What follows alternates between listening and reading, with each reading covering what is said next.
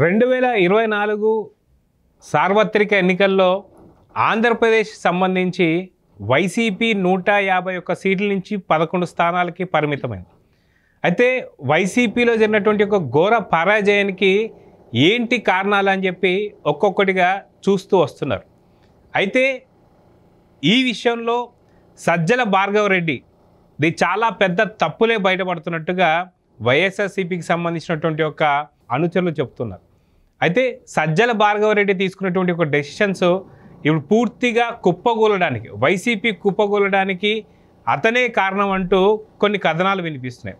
దీనిపైన జగన్ చర్యలు తీసుకోబోతున్నాడు అనే వార్తలు కూడా వినిపిస్తున్నాయి. అయితే ఈ విషయం పైన మనతో పాటు సీనియర్ జర్నలిస్ట్ కనకదుర్గ వడ్లమణి గారు ఉన్నారు. వారిని అడిగి తెలుసుకుందాం. మేడం నమస్తే. నమస్తే అండి. మేడం, వైసీపీకి సంబంధించి పూర్తి స్థాయిలో ఇప్పుడు పోస్ట్ మార్టం జరుగుతుంది.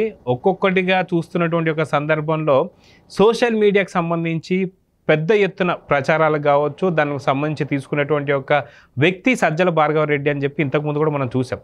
అయితే ఇప్పుడు ఒక్కొక్కటిగా బయటపడబోతున్నాయి. ఏదైతే సజ్జల భార్గవరెడ్డి చేసినటువంటి యొక్క కార్యక్రమాల వల్ల వైసీపీ పూర్తిగా తనకున్నటువంటి ఒక ప్రభుత్వాన్ని కోల్పోయింది. అది ఒక స్థాయిలో కాదు, దాదాపు 151 సీట్ల నుంచి 11 స్థానాలకి ఇప్పుడు పడిపోవడంలో ఖచ్చితంగా సజ్జల భార్గవరెడ్డిది ఒక ప్రధానమైనటువంటి స్థానం అని చెప్పేసి అయితే అంటున్నారు. అయితే ఇప్పుడు సజ్జల భార్గవ మీద యాక్షన్ తీసుకోబోతున్నారు జగన్ అని చెప్పి తెలుస్తుంది. ఈ వార్తల్లో నిజమెంత అంటే ఏం చెప్తారు? అంటే ఇప్పుడు నిజంగానే జగన్మోహన్ రెడ్డి ఓడిపోవటానికి సజ్జల భార్గవరెడ్డి కూడా అంటే ఒక 40% కారణం అయ్యి ఉండొచ్చు. 40 to 50% మనం వేసుకోవచ్చు. ఎందుకంటే జగన్మోహన్ రెడ్డి చేసిన తప్పిదాలు ఒక పక్క అయితే, మరో పక్క ఆయన ల్యాండ్ టైటిలింగ్ యాక్ట్ ఇంకో రకంగా అయితే, మరో రకంగా ఈ సజ్జల భార్గవరెడ్డి చేసిన తప్పిదాలు. ఇప్పుడు ఐపాక్ టీం అయితే కావచ్చు, లేదు పౌర సంబంధాలు ఉంటుంది కదండి శాఖ, ఆ శాఖ తరఫున కావచ్చు, ఇట్లా మీరు ఏది తీసుకున్నా ఒక్కొక్కళ్ళు అంటే ఎవరికి వాళ్ళు ఇన్ఫర్మేషన్స్ జర్నలిస్టులకు ఇచ్చినప్పటికీ వీళ్ళు చేసిన తప్పిదాలు ఏవైతే ఉన్నాయో వాటి వల్ల ఖచ్చితంగా జగన్మోహన్ రెడ్డి ఓడిపోయాడు అనేది ఇప్పుడు బయటపడుతున్న విషయం. ఇందులో నిజమైతే ఉందండి, సందేహం లేదు అందులో మనకి. బికాజ్ సజ్జల భార్గవరెడ్డి వల్లే ఓడిపోయాడు అని ఎలక్షన్స్ అవగానే వాళ్ళ పార్టీ చెప్పుకుంది, సోషల్ మీడియా కూడా కోడే కూసింది, అందులో ఏమీ సందేహం లేదు మనకి. కాబట్టి ఈ సజ్జల భార్గవరెడ్డి తీసుకున్న నిర్ణయాలు ఏవైతే ఉన్నాయో అంటే మీడియా పరంగా లేదు జగన్మోహన్ రెడ్డిని ప్రమోట్ చేయటంలో వాళ్ళు విఫలమైన తీరు. ఇప్పుడు ఆయనకి ఇచ్చిన సలహాలు ఏ రకంగా ఉన్నాయండి? మొట్టమొదటి అసలు నిజంగా తెలివైన వాళ్ళు అయ్యి ఉంటే వీళ్ళు ఇప్పుడు ఆ పూడి శ్రీహరి నేతృత్వంలో వాళ్ళు చేశారు, గవర్నమెంట్కి సంబంధించి అంతా కూడా వాళ్ళు చూసుకున్నారు. సిపిఆర్ఓ అక్కడ ఉన్నారు కదా ఆయన. ఇప్పుడు మనం చూసుకున్నట్టయితే జగన్ అధికారంలో ఉన్నప్పుడు చీఫ్ పబ్లిక్ ఆఫీసర్గా పూడి శ్రీహరి ఉన్నారండి. ఆయన నేతృత్వంలో సీఎంఓలోంచి మనకి వీళ్ళందరికీ కూడా సీఎంఓ నుంచి తర్వాత ఐపాక్ మీడియా విభాగం కావచ్చు, తర్వాత సమాచార పౌర సంబంధాల శాఖ, ప్రచార విభాగం, ఇలా 4 రకాలుగా మనకి ఇన్ఫర్మేషన్ అందరికీ వచ్చేదన్నమాట. జాతీయ మీడియాతో ఇంటరాక్ట్ అవ్వడానికి అవినాష్ నేతృత్వంలోని సీఎంఓలను ఒక ప్రైవేట్ పిఆర్ ఏజెన్సీకి చెందిన వ్యక్తుల ప్రత్యేక బృందం ఉండేదిట. తర్వాత ఏమో ఇంకా జగన్ కమ్యూనికేషన్ సలహాదారులుగా జిఏడి కృష్ణమోహన్ట, తర్వాత జాతీయ అంతర్జాతీయ మీడియాతో ఎలా వ్యవహరించాలో సూచించడానికి దేవులపల్లి అమర్, తర్వాత డిజిటల్ మీడియా ప్రచారానికి ప్రత్యేక విభాగం కూడా ఉండేది.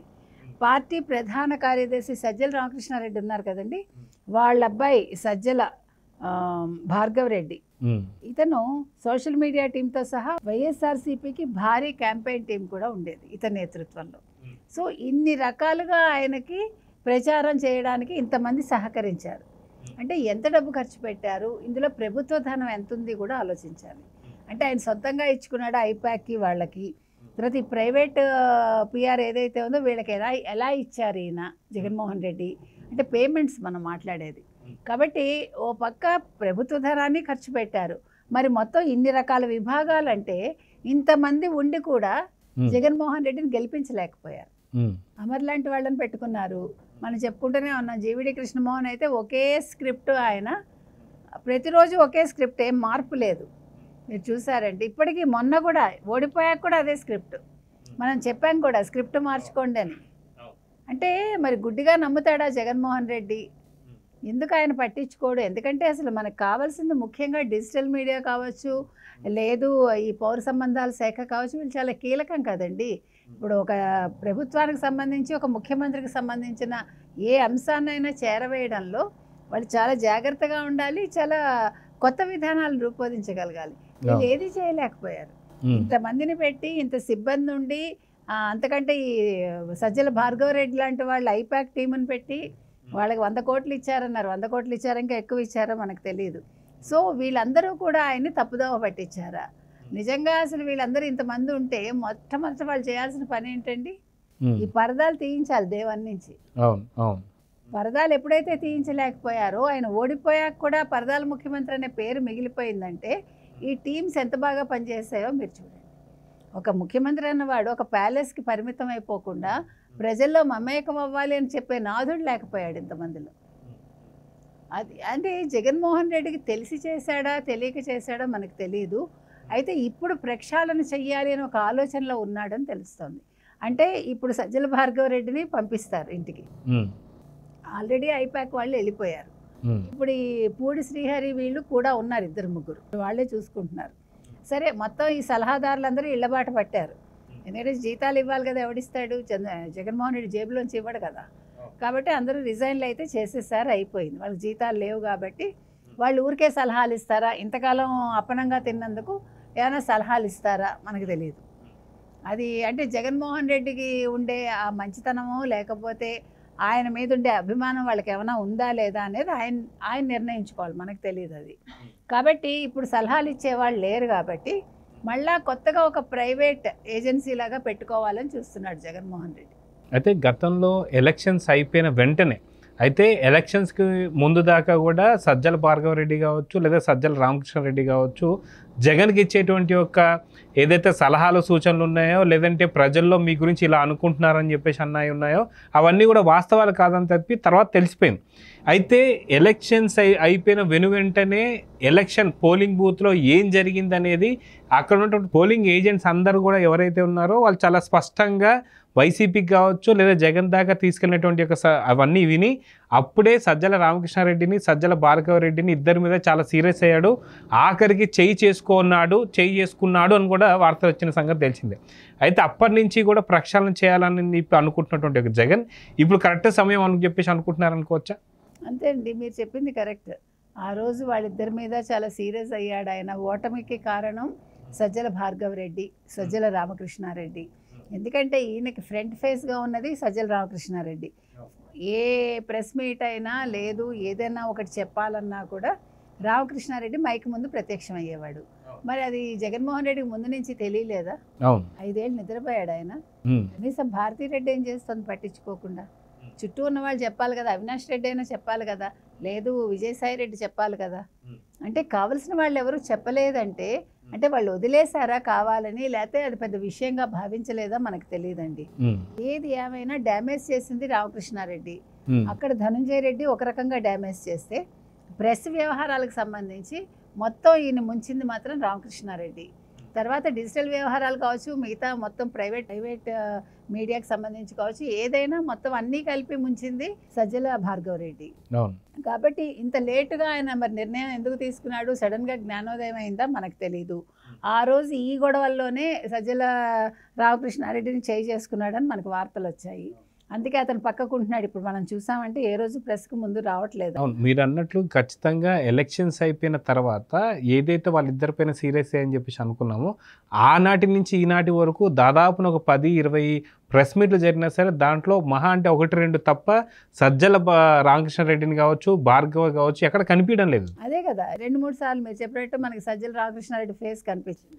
అదర్వైజ్ ఎవరు మనకు కనిపించట్లేదు. ఇప్పుడు మీరు ఎక్కడ చూసినా కూడా మీరు ఏ మీటింగ్ చూడండి, మన కార్యకర్తలను కలిసినప్పుడు చూడండి, మనకి రామకృష్ణారెడ్డి పెద్దగా కనిపించట్లా, హార్డ్లీ కనిపిస్తున్నాడు ఆయన. కాబట్టి ఇప్పుడు ప్రక్షాళన చెయ్యాలి అనుకున్నాడు అంటే మళ్ళీ ఆయన ఇప్పుడు సీరియస్గా రాజకీయాల మీద దృష్టి పెడుతున్నాడా అనేది ఒక క్వశ్చన్. తర్వాత ఇప్పుడు ధీటుగా ఎదుర్కోవడానికి ఇప్పుడు తెలుగుదేశం చాలా పర్ఫెక్ట్గా వెళ్ళిపోతుంది.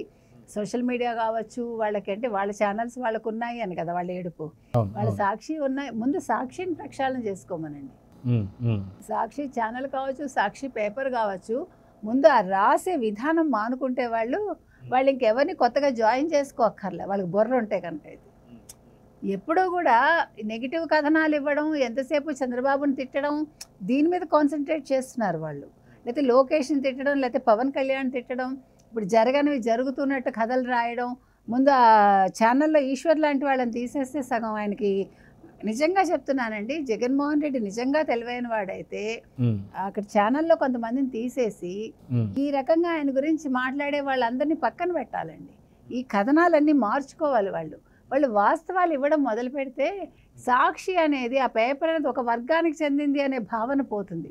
ఇప్పుడు ఈనాడు అందరూ చదువుతారు, మీకు తెలుసో లేదో, మీరు కావాలంటే ఒక్కసారి మనం సర్వే చేసామంటే మీరు నమ్ముతారో లేదో, రెడ్లు చాలామంది ఈనాడు పేపర్ పొద్దున చదవకుండా వాళ్ళు టీ తాగరు. నాకు నా వ్యక్తిగత ఫ్రెండ్స్ చాలామంది ఉన్నారు, వాళ్ళే చెప్తారు వాళ్ళు సాక్షి చదవరండి. ఏంటి, వన్ సైడెడ్ ఉంటుంది కాబట్టి అది వాళ్ళకి నష్టం. ఇప్పుడు ఈ పేపర్ అనేది రెండు పక్కలా ప్రతిఫలించాలి. ఇప్పుడు ఈనాడు ఏబిఎన్ తిడుతున్నారని మీరు అంటున్నారు కానీ, అంటే గవర్నమెంట్లని, ఈవెన్ రాధాకృష్ణ కావాలంటే చంద్రబాబు నాయుడు కూడా సలహా ఇస్తాడు ఆయన, అంటే పేపర్ ద్వారా మీరు ఇలా చేయకండి ముఖ్యమంత్రి గారు అని రాయేసి తప్పు లేదు. పేపర్ ఉన్నది మంచి చెడులు విశ్లేషించటానికి. అది అధికార పార్టీ అవ్వచ్చు, ప్రతిపక్షం అవ్వచ్చు, మనకి ఇష్టమైన వ్యక్తి కావచ్చు, కాకపోవచ్చు, దట్ ఈజ్ ఇర్రెలవెంట్. అది మనం నేర్చుకోగలిగితే, ఆ విలువలు అనేవి మీరు మెయింటైన్ చేయగలిగితే, మీకు అసలు మీరు కోట్లు ఖర్చు పెట్టక్కర్లే మీడియా కోసం కావచ్చు, లేదా ఒక ప్రైవేట్ ఏజెన్సీ పెట్టుకోవటానికి కావచ్చు. ముందు మీ దగ్గర ప్రక్షాళన మొదలు పెట్టుకోండి. మీ చుట్టూ ఉండే వాళ్ళని ప్రక్షాళన చేసి, మీ పేపరు, మీ ఛానల్ ప్రక్షాళన చేశారంటే జగన్మోహన్ రెడ్డి కనీసం వచ్చే ఎలక్షన్స్లో ఒక ప్రతిపక్ష హోదా దక్కించుకోగలుగుతాడు ఆయన. సో చూద్దాం మేడం, ఖచ్చితంగా సజ్జల భార్గవ రెడ్డి కావచ్చు, లేదా రామకృష్ణారెడ్డి కావచ్చు, వీళ్ళిద్దరే పూర్తి స్థాయిలో ప్రెస్కి కావచ్చు, లేదా మిగతా సోషల్ మీడియా వేదికగా వీళ్ళు చేసినటువంటి పనుల వల్లే జగన్ ఈరోజు ఇలాంటి స్థితికి వచ్చాడని చెప్పి అర్థమవుతుంది. కాబట్టి సో ప్రక్షాళన వీళ్ళిద్దరే కాదు, మీరు అన్నట్టు మిగతా సాక్షి కావచ్చు, పత్రిక కావచ్చు, లేదా ఛానల్ కావచ్చు, వీటన్నిటిలో ప్రక్షాళన జరగాలని అయితే కోరుకుందాం. నమస్తే.